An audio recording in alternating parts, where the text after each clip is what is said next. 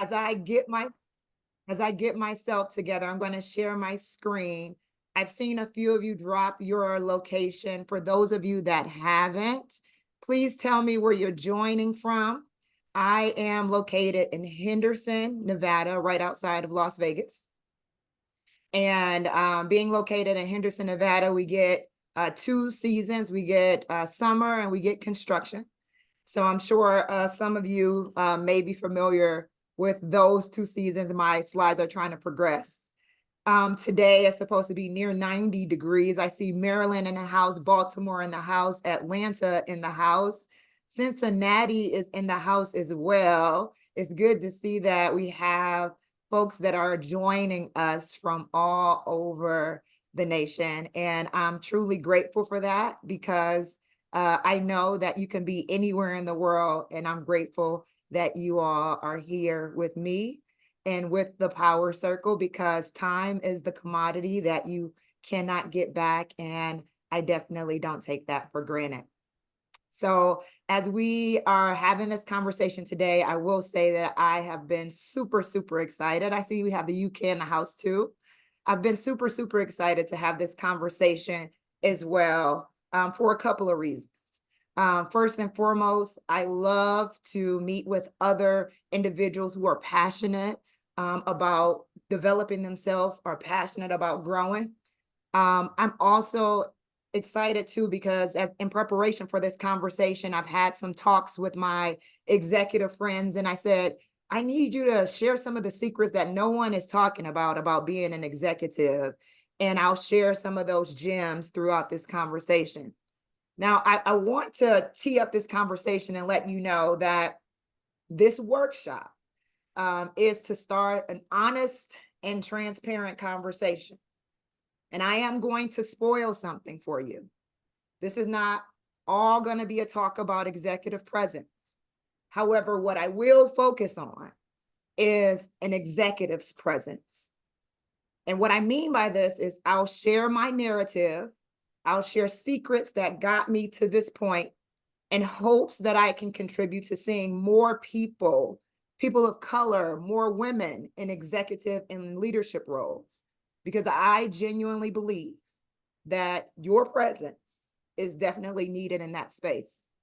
And as a Black woman executive, I truly wish that I had a coach, a mentor, a sponsor earlier in my career to guide me, to coach me, to mentor me. And I yearned for someone that would make me feel safe and not make me feel stupid. I wanted to find someone that would grow me versus using my head as a stepping stool to climb to the top. I was looking for someone who would recognize my value publicly versus nodding their head and taking my ideas in private. And this is not to say that this is your experience, but this is my narrative. And when I'm not on the clock working for a corporation or chauffeuring my 6-year-old son around, I'm doing this work. I'm doing this work with women and people of color to help them build their executive presence, to help them build their mindset, to help them build a business, to help them build a career. And some of the ideas and messages that I will share with you will be of my experience. And I will admit that I will go into a vulnerable space for me. But this is not all about me. This is a much needed conversation. This is a much needed space because my goal is to humanize executive leadership. So today I will let you know there's no requirement to be on camera. However, this time that we'll spend together will be a combination of coaching and workshop, which means I may ask for some engagement. I see that you all are very engaged in the chat already. And there will be moments that I'll ask you to engage in the chat or ask you to come off mute or ask you to raise your hand, take out a pencil and paper or your virtual notepad. And I may ask you to pause or go off camera and reflect. I do this because this is your time. And I'm glad that you decided to invest in yourself and share space with this powerful community. So before we get started, we will cover a lot, but don't worry about taking copious notes. I will have a way to share the most important slides at the very end of this presentation. So now that we have that out the way, we can jump right in. All right. So my slides are progressing pretty fast.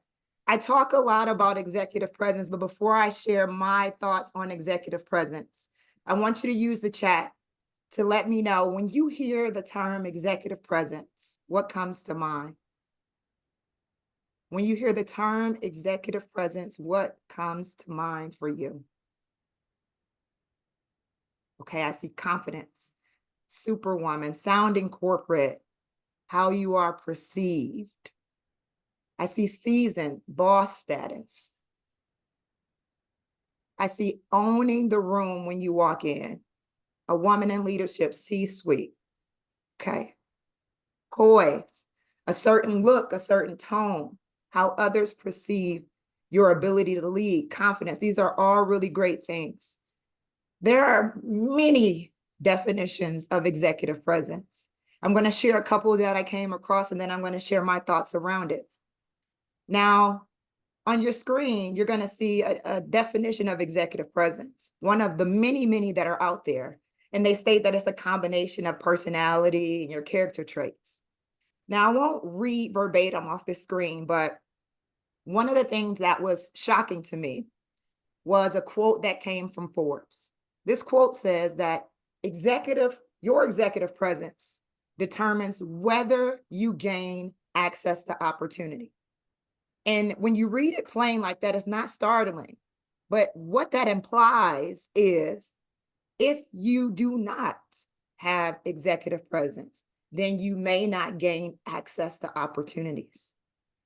And when you think about the holistic definition of executive presence, it's about establishing a way of being, a persona that allows you to manage your perception. And that can be as an individual contributor, that can be as a leader, that can be as a recent college grad in the workplace. But there's one thing about executive presence. It's ambiguous. It's ambiguous. And oftentimes I hear people I've worked with and people that I've coached, I hear that they didn't get the promotion because they lacked executive presence, or they didn't move forward in that leadership position because they lacked that executive presence. And the unfortunate part of it all, when I think about it, is that executive presence is not a subject that's taught in school. And when I think about it, for many women and many people of color, executive presence is something that's learned from a good mentor or a good boss or individuals in your community. And if there's anyone here that has had that good boss or that good mentor or the individuals in their community that taught them about executive presence, please shout them out and put their name in the chat, because it is not something that's widely regarded. It's not something that's taught, if you will. And it's important because lacking executive presence can be a misstep in your career. It can also be a misstep if you're an entrepreneur as well.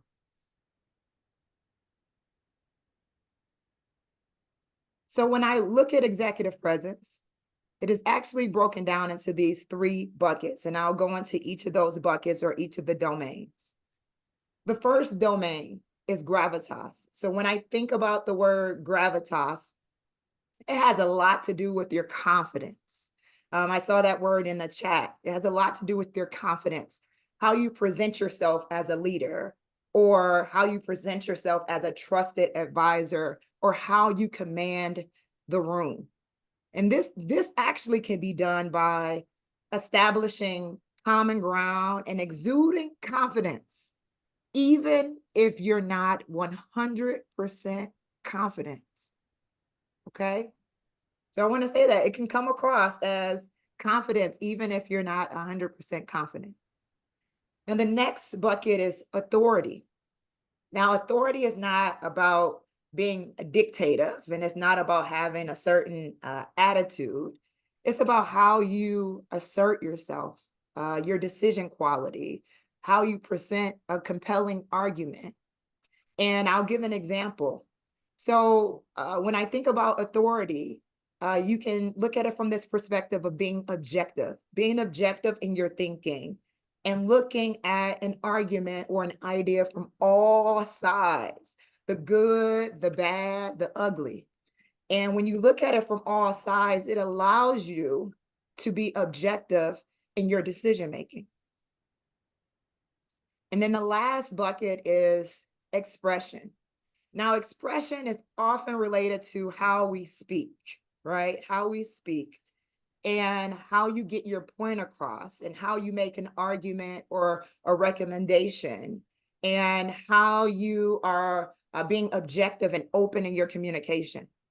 Now, I'm going to bring up a point with expression because oftentimes people believe that extroverts are often the individuals who have executive presence or get those roles. But I'm going to let you in on a tip for anyone who identifies as introverted or as an introvert.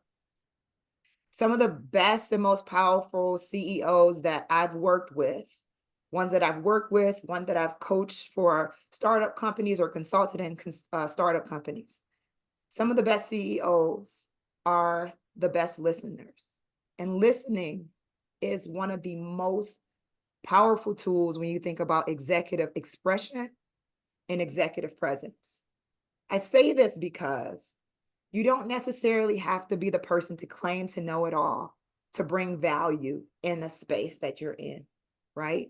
Being a great listener that interprets information and is able to take what they heard, build a plan around it, and execute on that plan is more powerful than an executive who stands up there and touts about how great things are and doesn't have an actionable plan that relates to what's most important in that organization. So I know we went through the 3 pillars, if you will, of executive presence. We talked about gravitas, we talked about authority, and we talked about expression, right? And while those are the pillars of executive presence, I'll let you in on a secret. Executive presence is about these 3 pillars, but it's more about your mindset and it's more about your way of being. And I'll also let you know that many of you already have executive presence. And you know why? Because I know that you set high expectations for yourself. You wouldn't show up here to invest in yourself if you didn't set high expectations for yourself and didn't have a desire to do better, be better, grow, pour into yourself or pour into others. So while we may have never met face to face, I know that about you already. And thank you for that. Amen. Now, I'm going to give you an executive secret. This is what from one of my executive friends. They gave this quote. The quote says, "Fake it until you make it." We all feel woefully inadequate and poorly prepared for the big job, but have the confidence you will figure it out and grow into the job. Confidence, even if you're covering it up, even if you're covering up some terrors, will carry the day. Now, I will say one other thing. I love this quote from my friend who's a CEO of a Fortune 500 company, by the way. This quote here, the only tweak that I would make is that I faith it, F-A-I-T-H, until I make it. And this quote, it closely aligns with gravitas. You do not have to be 100% knowledgeable about everything, but you must be confident that you know how. You must be confident in your experience, and you must be confident in your willingness to figure it out. And one of the reasons why I felt so compelled to add this, and I'm looking across the screen, I see all people who appear to identify as a woman, as women. And there's a startling statistic that says 60% of women do not apply for roles that they are not 100% qualified for. So I'm going to repeat that. 60% of women do not apply for roles that they are not 100% qualified for. So what that means is 60% of those opportunities we are 100% of the time not giving ourselves an opportunity for someone to say yes. Okay? Thank you, Ashaki. Let's be the 40%. Okay? You don't have to be 100% knowledgeable, but I need you to dig deep and believe that you don't put yourself in this space where you're signing yourself out. Okay? Now, as we go into this conversation, I've met with about 500 executives. Many of them identify as women and people of color. And I asked them one question. I said, what did you do to get you to this point in your career today? And I'm going to share with you what they told me. So this is a list of things, and I'm going to go through these points and I'm going to provide some anecdotes there. So the first thing they said is diligent work ethic. Now, this is not just showing up for work. This is not just being okay with where they are and raising their hand, right, for those additional projects to showcase their talent and to elevate their visibility. I relate with this a lot because in order for me to get where I am today, I had to raise my hand for a lot of projects that were scary. I'm not a traditional project manager like many of them on this call, but you have to raise your hand to elevate your visibility. The second thing that they called out was pursuing education and self-improvement. Now, what this looked like is being a constant student. And I believe that this is really important for me to lean into, not just from the perspective of executive presence, but as the world shifts to a skill-based hiring approach, this will be an ongoing area of opportunity. And this can look like enrolling in a certification, taking a LinkedIn learning course, teaching about what you know at a master class like this. And it can be really, really leaning into those curiosities, joining a book club and learning something new, continuing to be a student. Now, on that other side of self-improvement can be joining communities that elevate your presence and challenge your thinking. Now, that part right there really got me because there are a lot of communities out here that you can join, and some of us typically join communities that align to us, but joining a community that challenges your thinking. When your thinking is challenged, you grow. Joining a book club, joining advisory positions as well. And they said another part of self-improvement is self-care. Self-care and wellness practices, going to counseling and going to therapy and joining sister circles. They say that this played a really, really big role in their growth as an executive. The next one is securing sponsorship and networking. Now, before I go into what they said about securing sponsorship and networking, I will say that I typically hear the words sponsorship and mentorship used interchangeably, but those words are not interchangeable. So I want to make sure I clear the air before I share that. Now, mentorship is a person who you may aspire to be one day, a person that you admire, right? And they give you advice and they give you feedback on your career journey, or your career path. Okay. Now, a sponsor, they do everything that a mentor does. But in addition to the things that a mentor does, a sponsor advocates for your career advancement. They speak your name in spaces that you're not yet invited into. And they're really pushing to use their power and their influence to get you to that next level. Okay. Yes, peer mentors offer great insight as well. And thank you so much for mentioning that too, Mary. So when you think about those two pieces, the sponsorship and networking, you never know who in your network can make a connection for you or speak on your behalf when you're looking for an opportunity or trying to gain a client, or you're trying to grow in a certain space, or you're trying to shift or change a career path. Leveraging sponsorship, securing sponsorship, and networking is what they said. The next one they mentioned is developing and promoting their personal brand. This is a space that I'm really passionate about, and I'll contain my excitement for a couple of reasons. But develop and promoting a personal brand is a way to establish who they are, and this is what they said, and what they stand for as individuals. What I've noticed in talking to so many executives is their executive mindset is often attached to a corporation or an organization. And when they lose that corporation or that organization, they lose themselves. So, why personal branding is so important to me is because we are not a company, we are not a corporation, we're not an executive, we're a human, we're a person. So, having that personal brand when you can stand on your own without the likes or without the attachment to a company or an organization really is a benefit. And that's true executive presence. Now, the last piece that I will say is they brought up mindset and personal beliefs.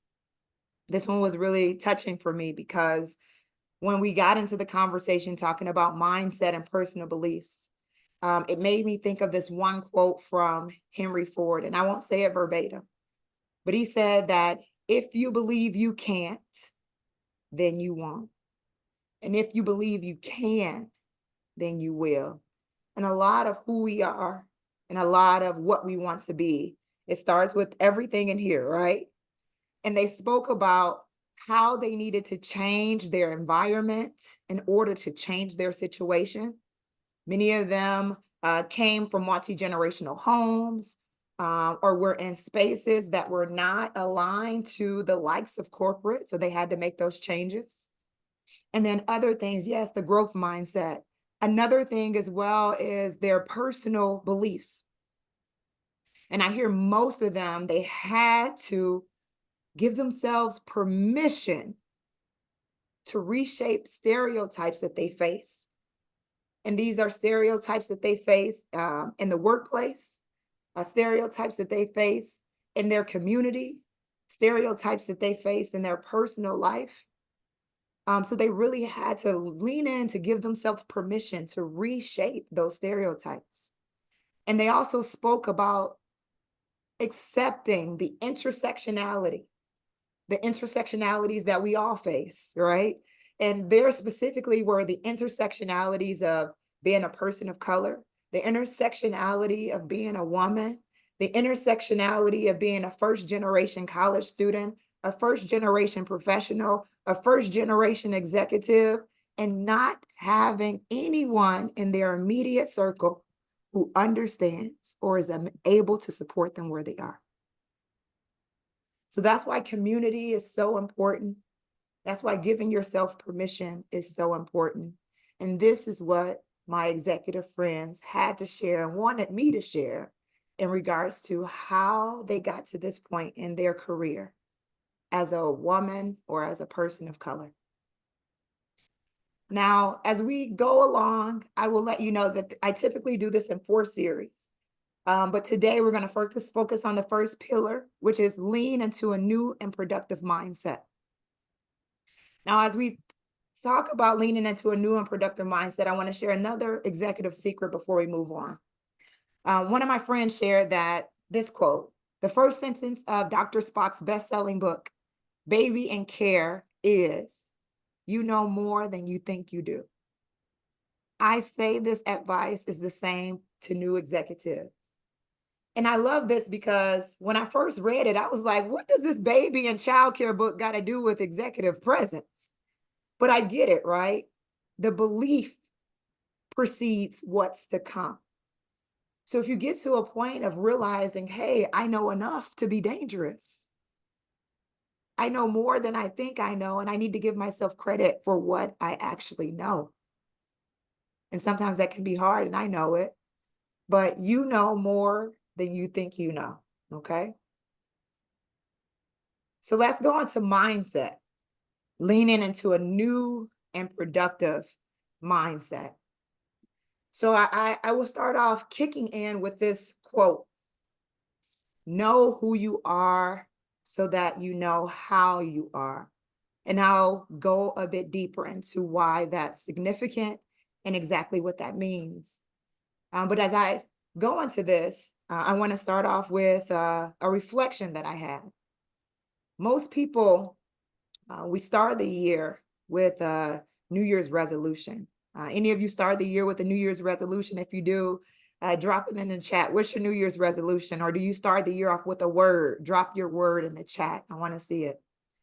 And typically when people have a New Year's resolution or they have a word like focus or discipline or move, they're typically adding these words or these resolutions to jumpstart something. They're looking to jumpstart weight loss or jumpstart a business or jumpstart a new job or writing a book or going out more, or whatever they're choosing to do. Or they have these words, and they have words like courage and ease and power and persistence, like I see in the chat. Or they have words like authentic. Last year, the number one word, or overutilized word, I should say, was authentic, right? Or they have words like victory, or they have words like secure or resilient or growing, or they have phrases like I won't shrink myself. But one of the things that I've seen in research is like there's a lot of excitement around these resolutions, and a lot of excitement around these words, and a lot of enthusiasm and motivation, and the effort often fades away, unfortunately. And I'm speaking for myself.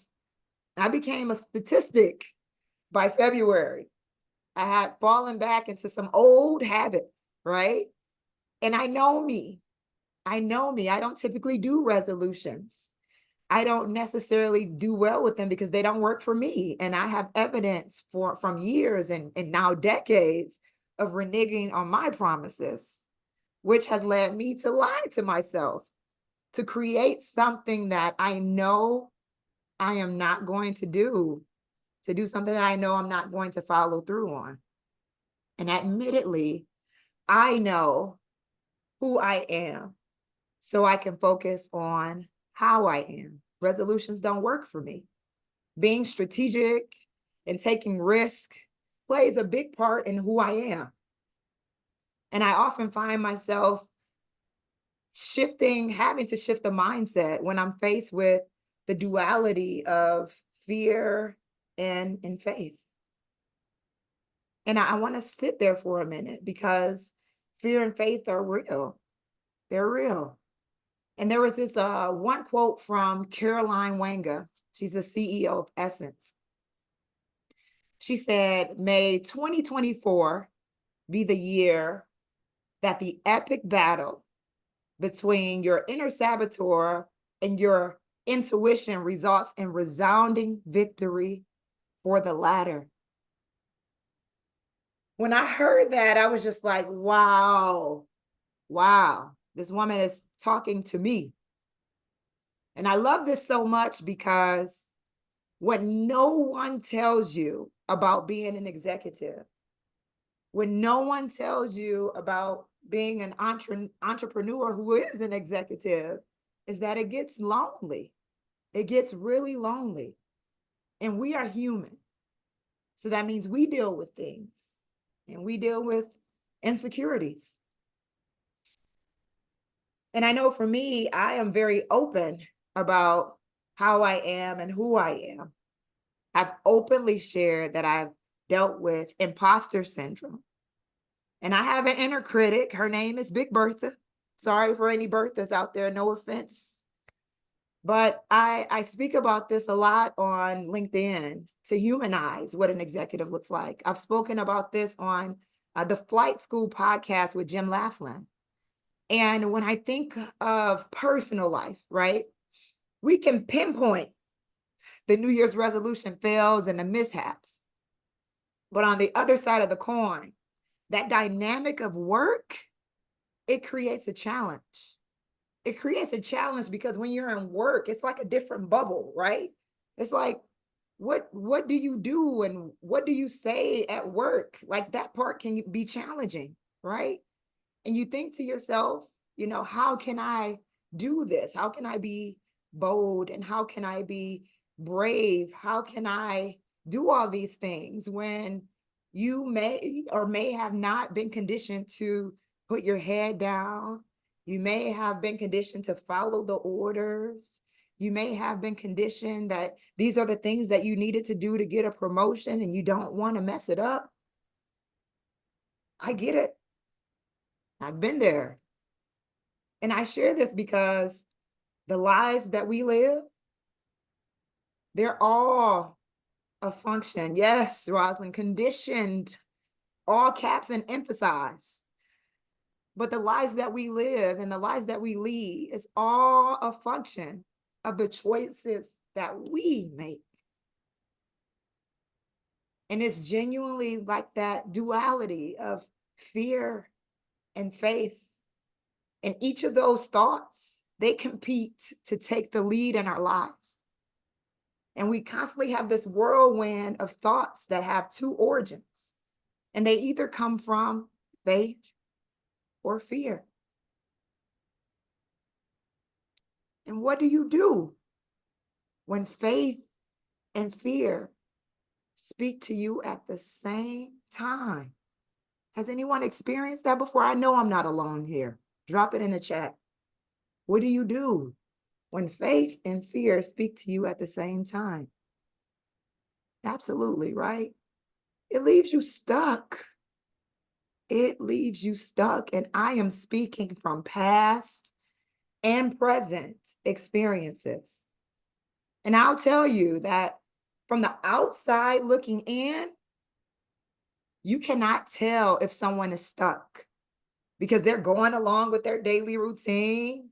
They're at the grocery store, they're cooking food, they're working out, they're walking the dog, they're pumping gas, shoveling snow. You can't tell. And I have a story to share. I was coaching a woman of color, and I've known her for 10 years. And recently, she was in an individual contributor role, and she got promoted into a vice president role in the corporate space.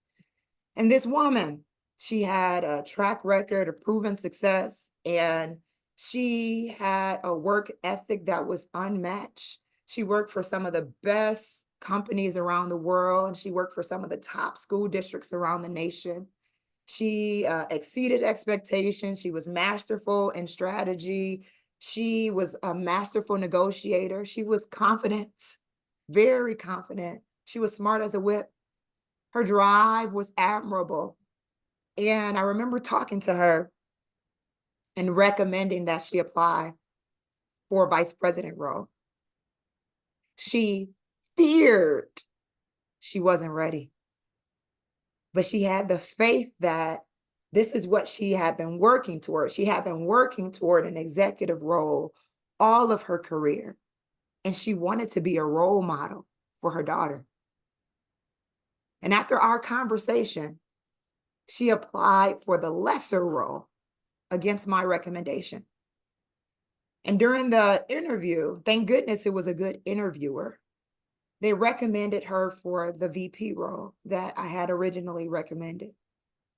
And, you fast forward, she ended up earning the role. Now, I will say that these results are not typical in this situation for everyone.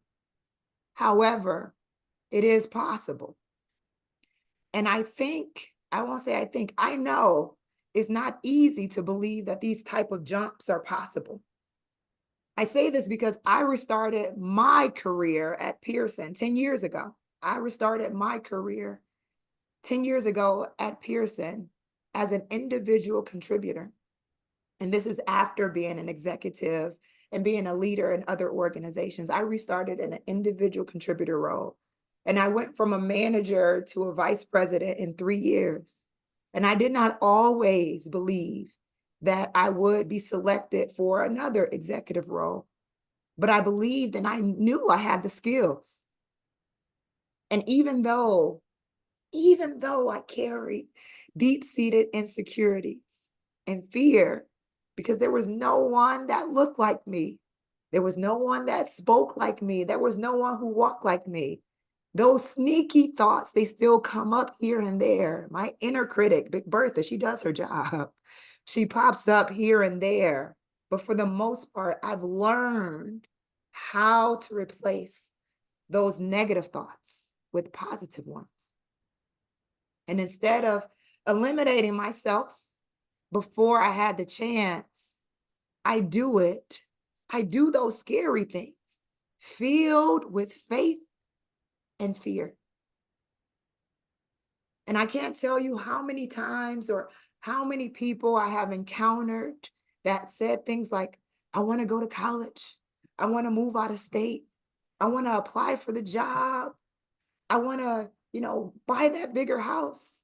But they let fear sit in the driver's seat because they are too scared to take a chance on themselves. And they looked at all of the fear-based outcomes because outside they were struggling with the fear that they could not hear their faith say just. They think to themselves, what if they don't hire me? What if they don't like my idea? What if no one looks like me? What if? But what if this is your blessing? And this is why it's so important, so important to pay attention on what's happening inside of us.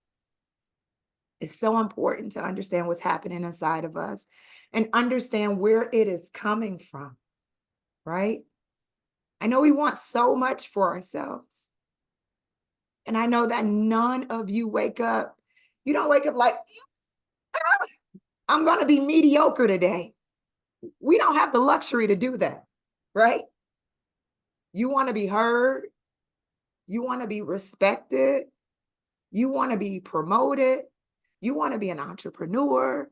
You want to get more clients. You want to make more money. You want to invest in your education. You want to break generational curses. You want to be great. And we need to shake up the complacency. We need to shake up the complacency so that we can get to that other side, so that we can get to the destiny that's meant for us. We can't just be complacent where we are. Because I know that we can tap into the more that you are certainly destined for. And I know that, and I believe it so deeply. Now, as I'm looking at the time, I want to, say this. I know that some of you may be in a different space, and some of you may not need the permission, but if you do need the permission, I'm giving you the permission to lean into the unknown. And I know that this is a big, scary place, but growth happens when you allow yourself to get uncomfortable. You don't need all of the answers. I've said that a couple of times. You just need belief. You need to know yourself.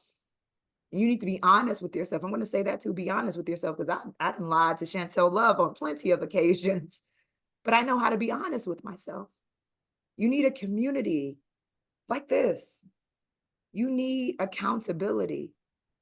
And without it, just like those New Year's resolutions that we spoke about earlier, you'll have the goal, you'll be excited about it, and it'll all fizzle out in a month.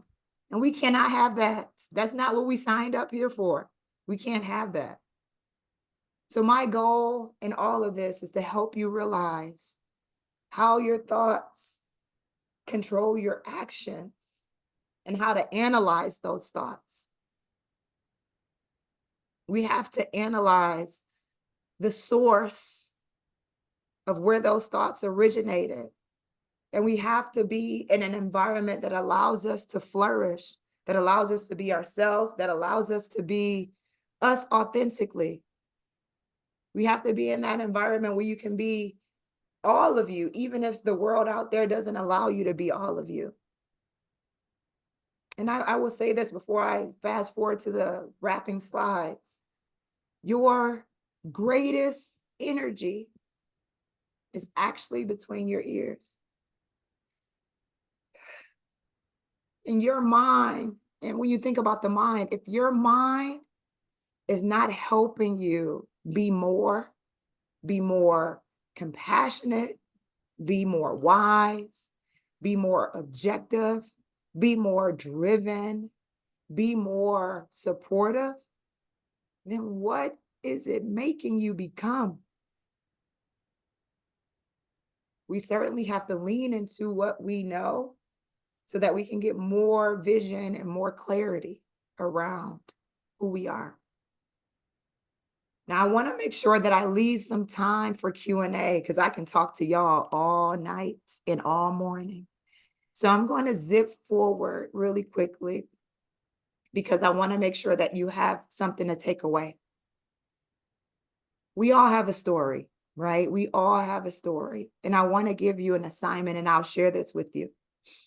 As I think about executive presence, as I think about mindset, as I think about personal branding, all of it looks like one to me. I can't separate them. They all become one in my head. So I want to help you come up with creating an intentional reflection and an exercise that will support you in your career. It'll support you in building a personal brand. It'll support you as an entrepreneur. This exercise is called 5 stories. So what I want you to do, you don't have to do it all now. I want you to make a list of all of the enjoyable accomplishments in your life, those things that you've enjoyed doing, and also the things that you did well. I want you to make a list of 25. And you may be thinking, 25, wow, where am I going to get 25 from? I promise you, when you start jotting them down, you'll probably have 100, right? But I'm only asking for 25. And I want you to think about all parts of your life, work from your youth, your school years, your early career up to present. I want you to reach back. I want you to dig deep, and don't discount and don't forget volunteer events and hobbies in your personal life. And it doesn't all have to be work-related things. Next, I want to make sure you don't discount failures.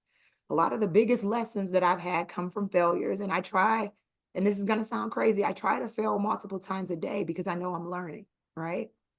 So when you're thinking about the space of not discounting failures, you want to think about projects that you've done, and maybe the projects, maybe the efforts of your projects, it wasn't a roaring success. And maybe someone else got credit for it. And maybe someone was underappreciated for it. You know, perhaps you were assigned to develop a new product or something like that, and you had to take it to market. And let's say it took you 2 years to work on this project and you loved every minute of it, but it failed in the market. That doesn't matter. What really matters is that you enjoyed doing it and you did it well. Goodness, my slides are just trying to get me done. I promise I'm almost there. And then the other thing is, don't include accomplishments that you didn't enjoy, that you didn't love. A quick example of this, you may have got straight A's in math class, but you hated math, right? You may have been on this project and you won a big contract, but it was draining and you really didn't like doing it. So do not include accomplishments that you didn't really enjoy. And then after you get this list, I want you to rank them. I want you to rank them from the most exciting to the least exciting, right? The ones that were most important in your life to the ones that were least important in your life. And once you get that list, take the first 5. And once you take the first 5, I want you to write your first story. I want you to write a paragraph of each of those accomplishments. I want you to describe what you did, how you did it, the skills that you used, why it made the list, okay? And then I want you to look for patterns. I want you to look for themes and things that are in common there, right? I want you to see where those connective tissues are. Now, why this is important is that you may not be able to do it all in one sitting, right? I've done this exercise. My clients have done this exercise. And sometimes it takes a couple of days and sometimes it takes weeks, how deep you are, right? So I would encourage you to carry a notebook. It can be a digital or physical notebook. You may want to use your phone or record yourself, record your thoughts. You may want to ask a friend for help. You know, I like asking friends because they think of things that I may underestimate or undermine or undervalue, right? They may point out strengths that you never realized, right?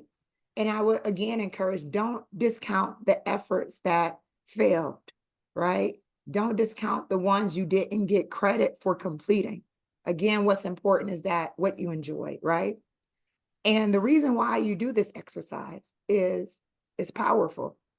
These stories, once you create them, they can be used during performance conversations. They can be used during promotions. They can be used during committee assignments. They can be used during board appointments. They can be used for speaking engagements. They can be used for LinkedIn content.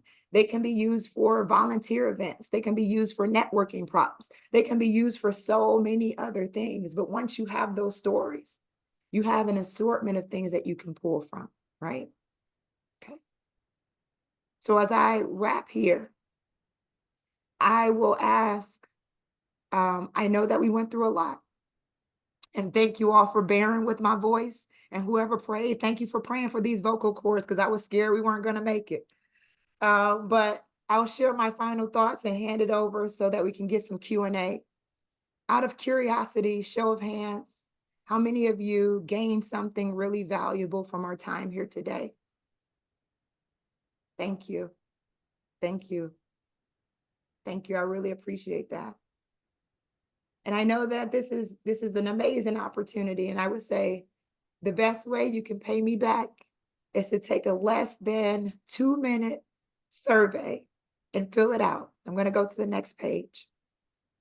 Now, what I'm going to ask you to do is take out your phone and scan the QR code. Once you scan the QR code, I want you to enter the word talk. And once you enter the word talk, it's going to take you to a survey. I will be the first to tell you that all feedback is good. If there is something that you want to see more of, tell me that. If there's something that you want to see less of, say that too. Because my goal is to make sure that I'm making an impact on someone else's life. It's not about me and what I think. It's important that it lands well with you. So if you can do me that favor, I would greatly appreciate it. So as I close, I'm going to hand back over to the moderators. I thank you so much for your time and your attention. And if we have any time for questions, I'm more than willing to open my ears and open my heart to listen and to answer anything that I can.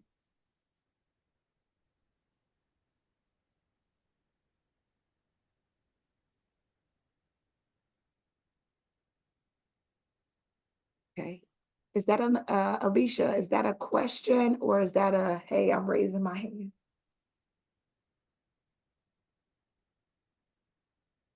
Okay.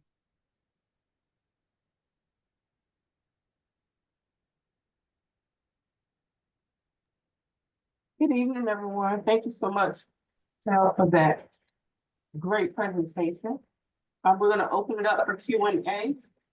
If anyone has a question, feel free to put your question in the chat, raise your hand.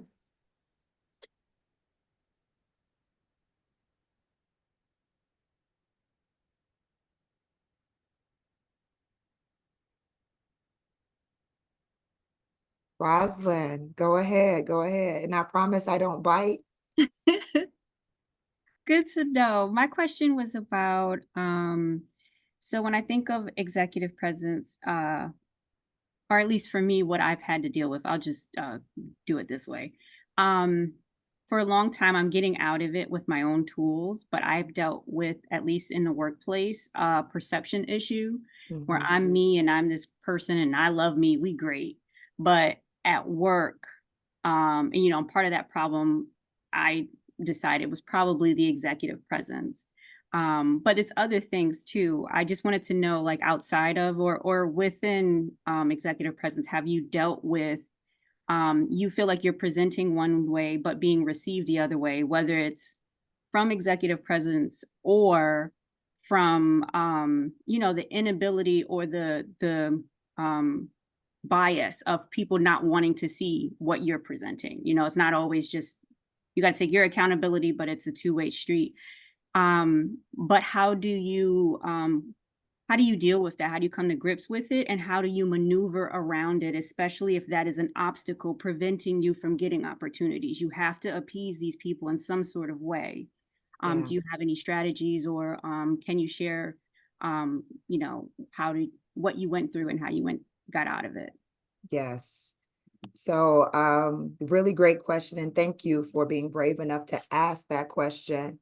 I think for me, having a few decades in corporate America, Chantel Love has shaped shift. I am a recovering people pleaser, and I used to find myself pleasing people or saying and doing what I thought that they wanted me to say and what I thought they wanted me to do. And quickly had to get out of that space because I didn't like the feeling associated with me not being who I am intended to be, the way that God made me. And I will say that I've learned that I'm not for everyone, but I know that in corporate spaces, you're playing a game, and I'm going to call it that. You're playing a game.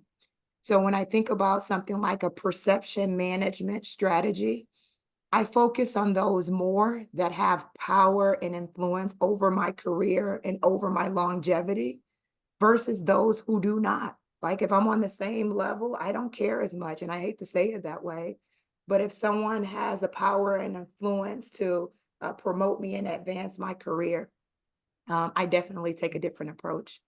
One of the things that I find myself doing a lot with my clients is something called a gap strategy, and it's not looking at what you're missing.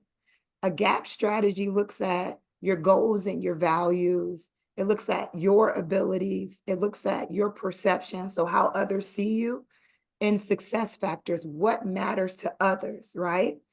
And I typically go through this type of exercise with them to help them think through what others think of them, and then have them do this exercise with those that have the power and influence over their career so that they can work on navigating the perceptions that are in their organization. And it also helps to reveal if it's something that they're creating in their head or if it's something that's truth or wide known of how people view them.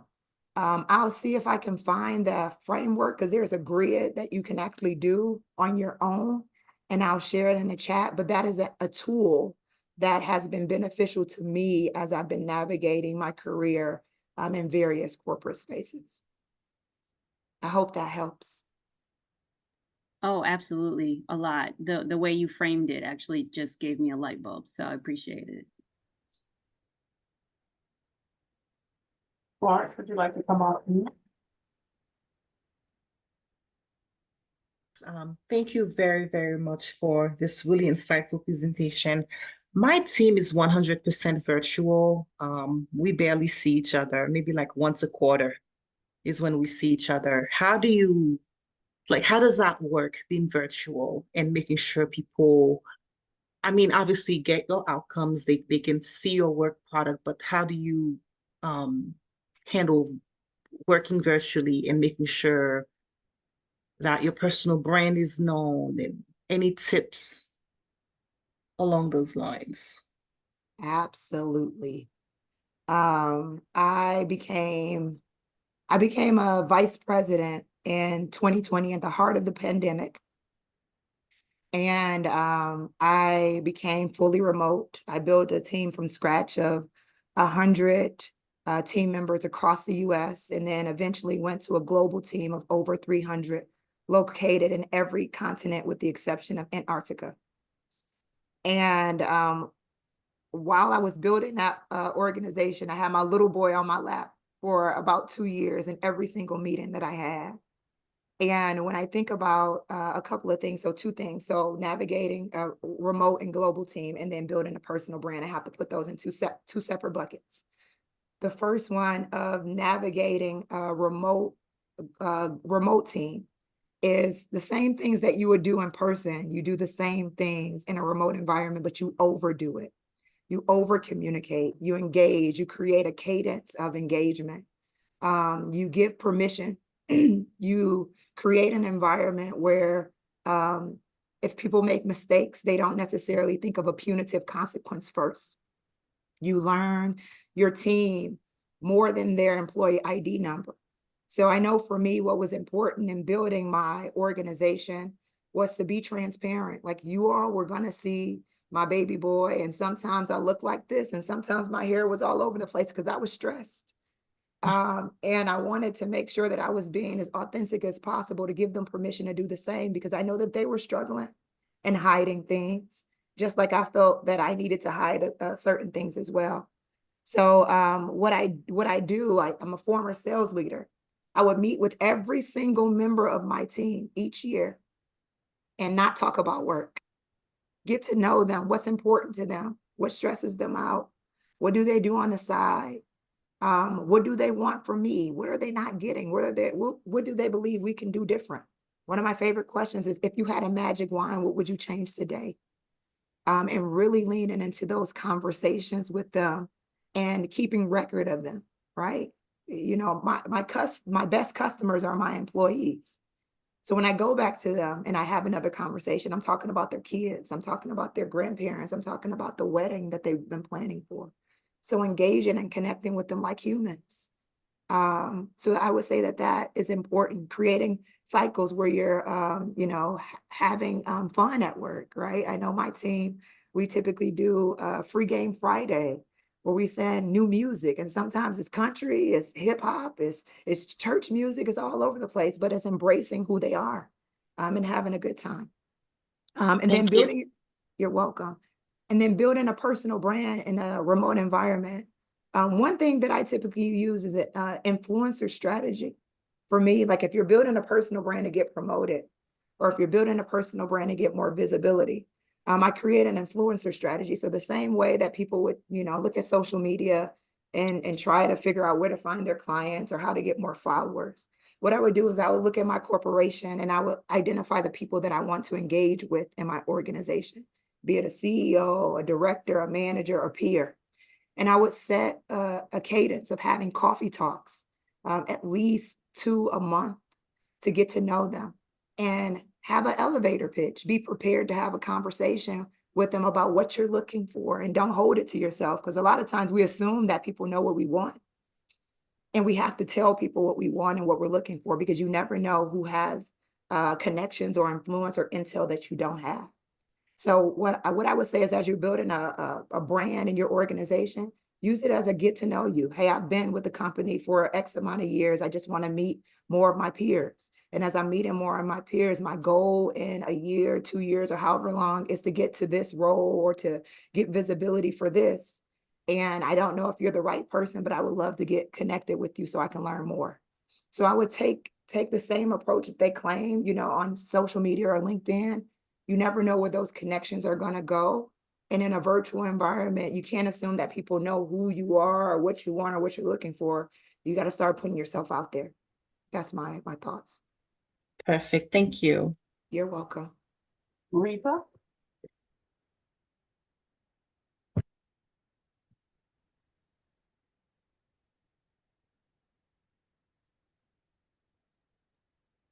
Reba, are you able to come off? Yeah, sorry. I was trying to get my phone off mute. So my question was, with being in leadership and then at such a high level, do you ever feel burnt out? And if so, how do you combat having so much responsibility and doing everything you do without getting burnt out? Hmm. That's a really great question. I used to be burned out prior to the pandemic, honestly. The pandemic was a masterclass in showing me what I valued and what I needed to value in my life. Now I have Teflon boundaries. And what I mean by that is, I don't take on more than I need to take on. And I don't put myself in a precarious spot where I can be burnt out. Burnt out Chantel doesn't support my son. Burnt out Chantel is not a great wife. Burnt out Chantel is not a great friend.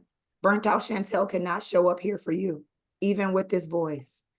So I've established some very firm boundaries, and I'm comfortable enough to talk to my leadership about my boundaries. And I'm comfortable enough to give my team permission to let me know what their boundaries are as well. So with that being said, if there is like a major project, one example, my boss had a last minute initiative and he came to me and had said, Chantel, I need this in 24 hours. Can you do this for me? And I said, can we talk for a moment? And I said, I understand that you have this emergency and it's due in 24 hours, but I want you to look at everything that's on my plate currently right now. And if this is more important, help me reprioritize what I should take off my plate to replace this, because my plate cannot run over. Like, there is no way possible. If you have 100%, you can't do more than 100%. So I make sure I establish my appropriate boundaries, and I stick to my boundaries.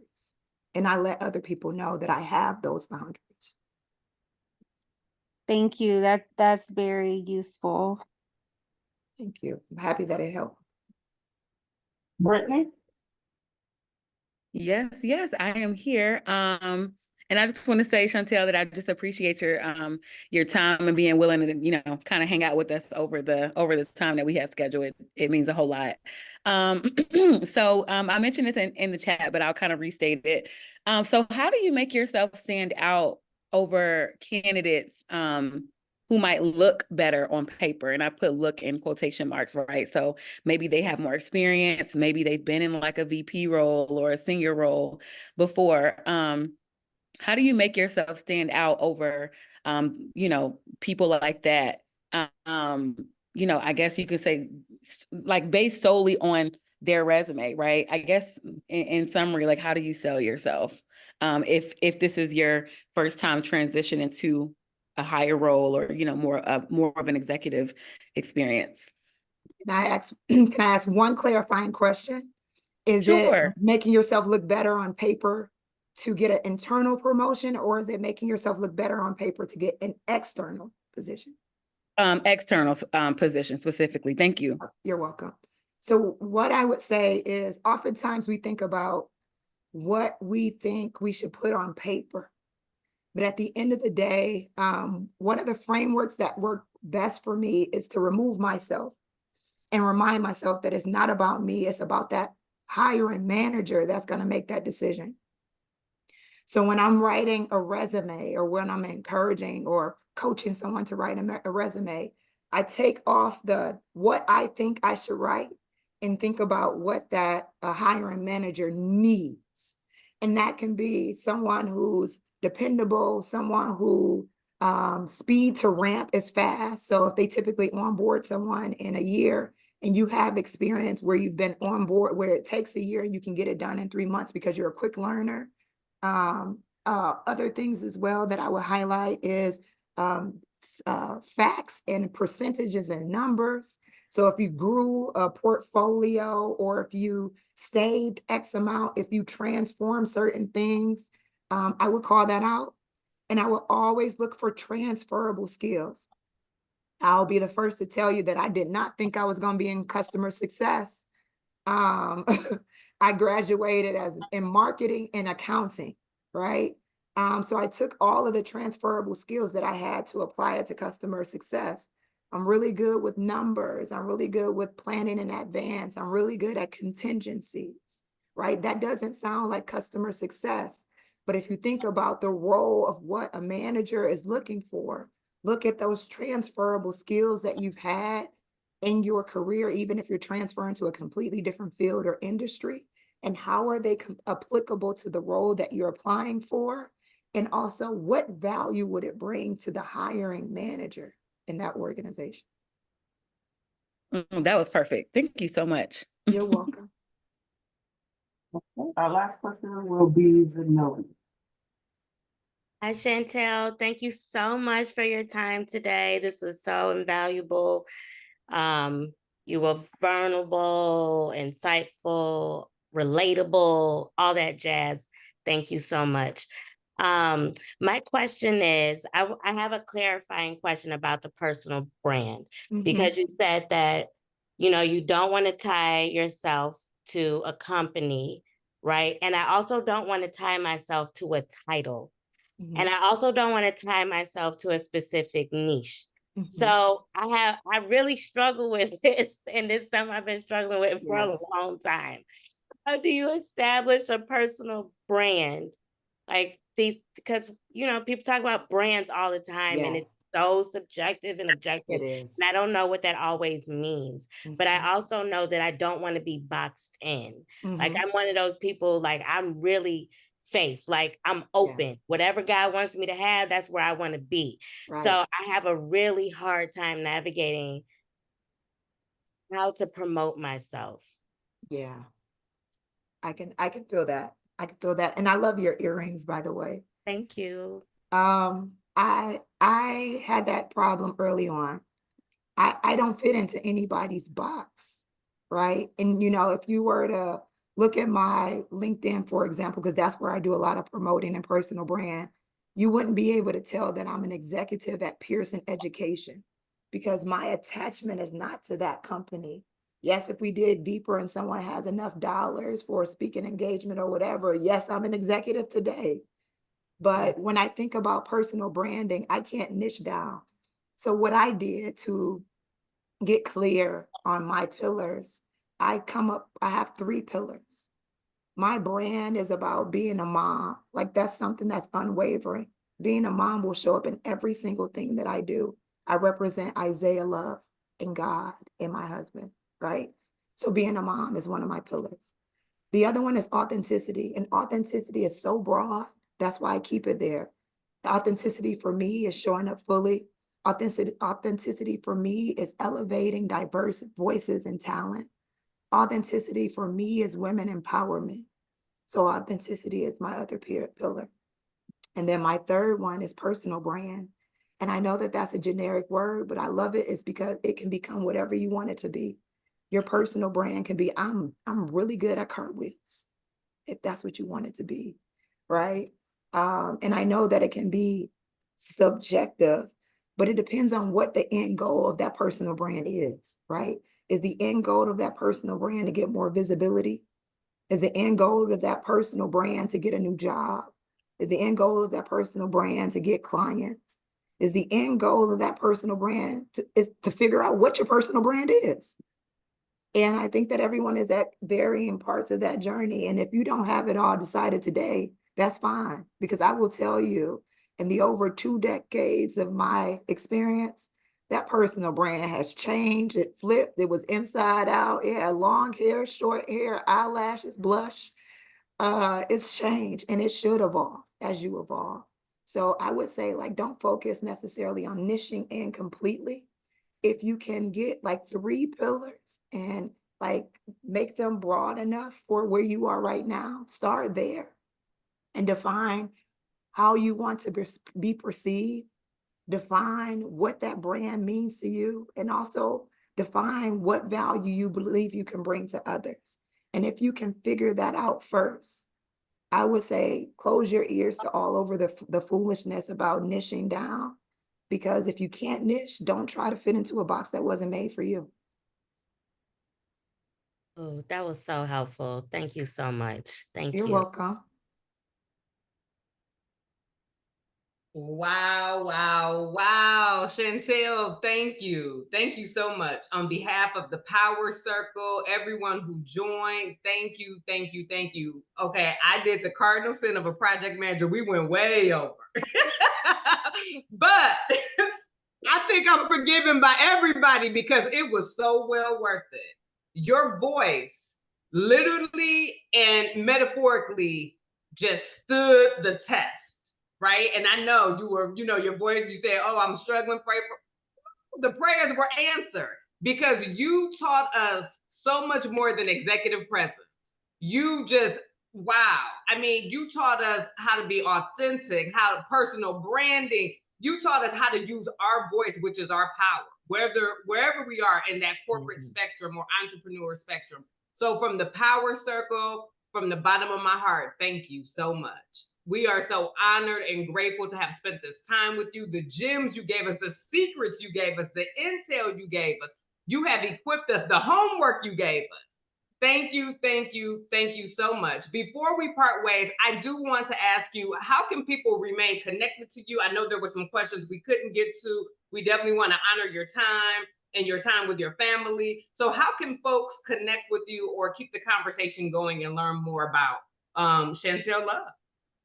Absolutely. And thank you all for your time as well. You all can definitely connect with me on LinkedIn.